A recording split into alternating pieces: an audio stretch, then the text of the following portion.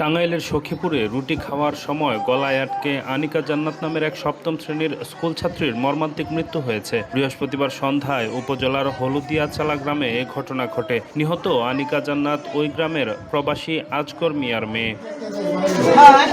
পারিবারিক সূত্রে জানা যায়, বৃহস্পতিবার সন্ধ্যায় পড়াশোনার ফাঁকে রুটি খাচ্ছিল আনিকা। এ সময় হঠাৎ তার গলায় রুটি আটকে যায়। এক পর্যায়ে সে অসুস্থ হয়ে পড়লে স্বজনরা তাকে দ্রুত সখীপুর উপজেলা স্বাস্থ্য কমপ্লেক্সে নিয়ে যায়। সেখানে জরুরি বিভাগের চিকিৎসক পরীক্ষা নিরীক্ষা করে তাকে মৃত ঘোষণা করেন।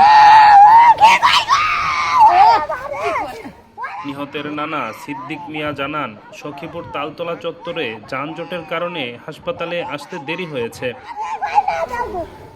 এদিকে সখীপুর উপজেলা স্বাস্থ্য কমপ্লেক্সের ডাক্তার সেলিম কবির জানান, হাসপাতালে আনার আগেই আনিকার মৃত্যু হয়। সখীপুর থানার ভারপ্রাপ্ত কর্মকর্তা মুরাদ হোসেন জানিয়েছেন, মরদেহ ময়নাতদন্তের জন্য মর্গে পাঠানোর প্রস্তুতি চলছে।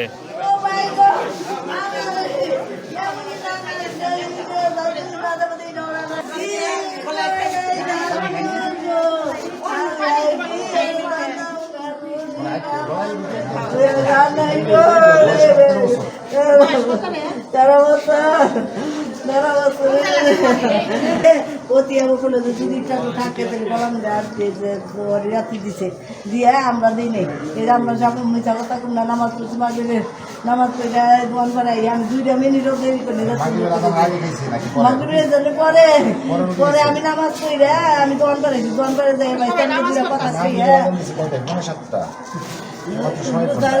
ও ভাই তো ও ভাই নাম দেন যে 2 মিনিটও দেরি হয় নাই। আল্লাহ